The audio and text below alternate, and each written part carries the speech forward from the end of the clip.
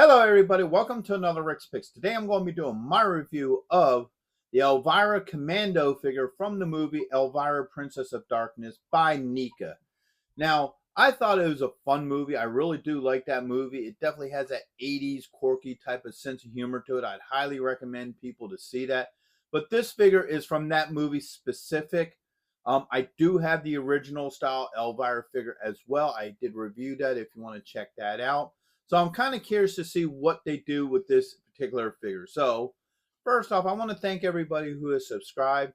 You're very much appreciated. For anybody who watches this video and likes it, I please ask that you subscribe as well and also check out my horror and sci-fi playlist. So without any further ado, let's get to the review. Alright, so here she is in packaging. The packaging's alright. So you got like this greenish border that looks pretty cool. You got an open window so you can see her, all her accessories and what have you. Elvira, Mistress of the Dark Commando. You get a picture from the film itself. Let's swing that around so you can get a better look at that picture. Alright. On this side, they kind of make it look like it's an ammo box. So you have the ammo box clip up there. Elvira, military numbers. A headshot of the figure, NECA, real toys. All right, spinning around here. Let's get that glare off of there. All right, so now you got a nice picture of the figure. You got her name, Mistress of the Dark, and a little bit about her. Come around this way. All right, you get that ammo box look again, Elvira. You get another headshot, NECA, real toys. All right. Look at the top. Not a whole lot going on, but you do have your age restriction, choking hazards, NECA, and what will look to be like a handle for, an ammo box.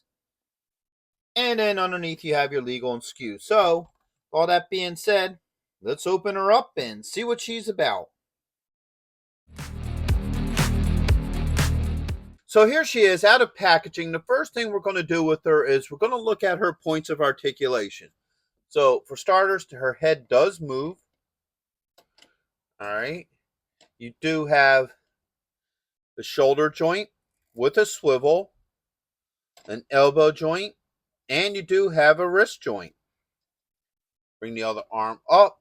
You do have a joint here underneath the breast, and also one at the hips. Yes. All right, now normally I look at this leg, but the peg is actually on that foot opposed to most figures where it's on this side. So we'll spin her around this way. So you do have a thigh joint with a swivel at it. All right, you got a knee joint. And you do have an ankle joint. All right, get that leg back into position. Spin her back around. Now, the thing about this stand, though, is she wants to sway backwards a little bit on it. So she's very back forward. So you're going to see that she wants to sway back a little, but, we'll get through that. So now let's start looking at her details. So first off, I do like the head sculpt. I think the head sculpt looks pretty good. It captures the look from the movie. So you got part of the red bandana coming out on this side here. And back to the head. There's not much going on this side. And what have you. So now she does have like this dirty look to her. Because when she was in this outfit, I believe they blew up the house or something. I haven't watched this movie in an age. So she had like a little bit of dirt and grime on her. So they capture a little bit of that on her skin. All right, spin her around this way. You get, this side. Now, the cool thing is, you look at her arm, they put her skull bat tattoo on there, which is really nice. I like that attention to detail as long as her, as well as her ring. You can see a little bit more of that dirt on her hands. All right, come around to the back. Not a lot going on there. Then you have this side. Bring this arm down. Bring the sleeve down a little bit. You can see that there's tears in her sleeve here, which is really nice. She has a spike bracelet on this side and back around to the front. So I do feel like they put some good detail into this figure. So now let's get into her accessories. So first off, she has an alternate head. That looks more of her like looking up a little bit, I guess. Now, if you notice, this is an alternate face, actually, not an alternate head. So they kind of went with the whole Japanese way of doing it, because most of your Japanese figures, they swap the faces instead of the heads, which I personally like that a little bit better. It's a little bit more efficient, and it's a lot easier than trying to pop a head off. So next you got her iconic dagger. There it is. So that's really cool.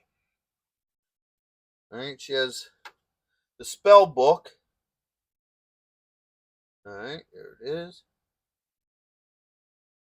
And last but not least, she has the missile launcher or rocket launcher, what have you. So now let's see how well all this fits with her. So first, we're going to do the face swap. Like I said, taking off a face is easier than taking off a whole head. So I do really like that. So see how easily that swaps out? That's really nice. Now, I want to talk about this stand for a second. So let's take her off. The one thing I do like about this stand is the peg here. So they put a longer peg. Stupid thumb getting in the way. A longer peg than what most stands have. So here's your standard stand. Yeah, let me get one. So if you look at this, you can see how short that peg is. All right. And that's your usual standard stand. And you can see how much longer that one is compared to this. You put them side by side. All right. So I like that because that means it goes deeper into the foot. And it makes it, makes her stay on there a little bit better. So I do like that they actually put that little bit of extra time to put that stand peg a little bit longer. So that's pretty cool. Now, let's get into her accessories. All right, so she should be able to hold the book in this hand. Yeah, you would think. Give her wrist just a little bit of a tilt.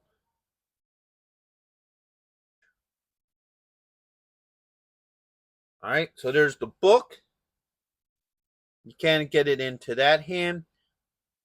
All right. Next up is her iconic dagger. Should be able to fit into this hand here. All right, so she can hold it there.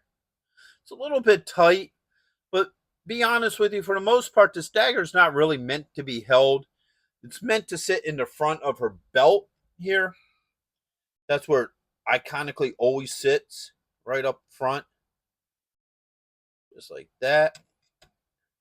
So that works pretty well. Now you got her RPG here.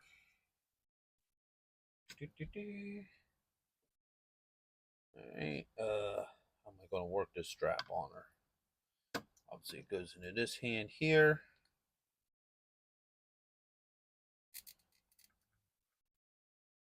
All right. Now, the fingers do move pretty well on her. All right. So, there you go. You got that on her. All right.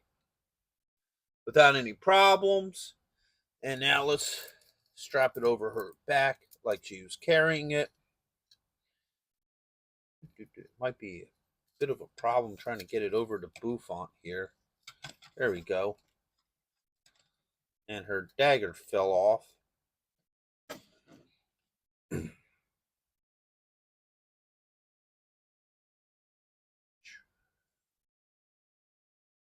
All right, there we go.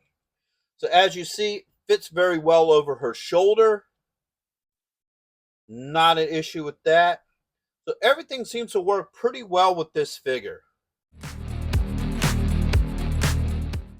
So let's get into my final thoughts with this figure. So first off, all of her joints work very well. I don't have any issues with any of her joints. All her accessories fit very well on her. The weapons fit easily in and out of her hands. The book is a little bit on the iffy side. You know, you have to have the hand in a certain way to get that book to sit in her hand. But if you know, once you get her hand in that position, it sits all right. It may want to fall off, it may not. It depends how much you want to move the figure around.